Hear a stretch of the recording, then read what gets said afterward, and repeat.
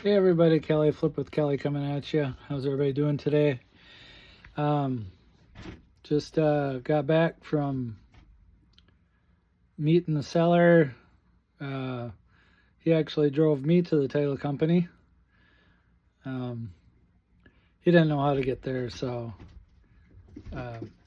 he drove and I gave him directions. Went down to the title company. Usually I just go down there by myself, but he's an older gentleman, and he wanted to, there's sometimes there's a trust factor, so you just kind of meet a stranger and you get to know him a little bit, but I met with him a few times, but you go down to title company and don't get much more legit than that, right? So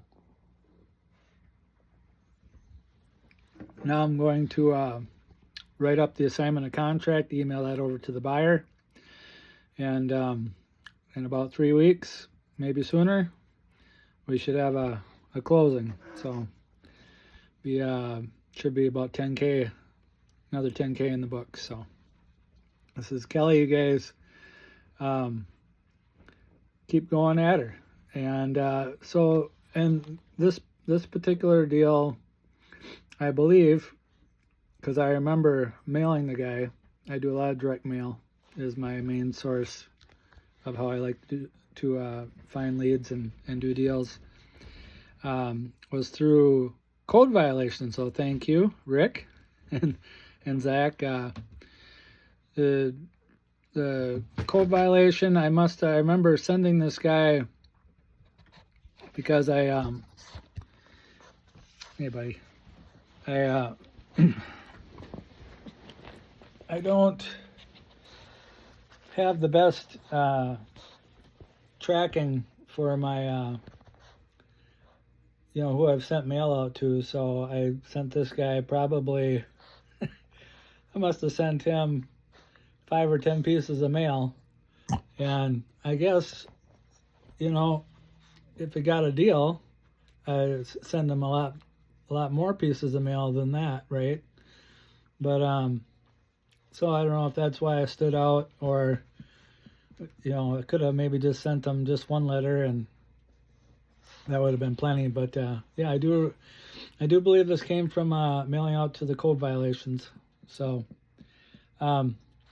anyway, so yeah, you guys keep your marketing consistent, and these letters I probably sent out a year or two ago, and I don't think I sent them a recent one out. Maybe I did, but that's why the momentum takes a while to get going. I believe it's 90 days, about 3 months for the momentum to get going, and some of these direct mail pieces that you send out will come back to you sometimes years later. So yeah, I don't know what else I got to say about this one. Sounds like there might be some hoarders in there. The cash buyer has agreed to take over the tenants, evict him, do what he's got to do, and it's a duplex, so I walked the upper unit. The lower unit's just a mess, I guess. I haven't been in that one, but they got stuff stockpiled in there pretty good. So cash buyer's gonna have some work cut out for him, but he got it at a decent enough price. Also on this one, I did it like a little reverse, which was I just took my cash buyer out there with me. And we've done a couple deals together. So he told me initially what price he wanted to come in at. The seller countered and eventually met in the middle, and then I negotiated out my assignment fee after the fact.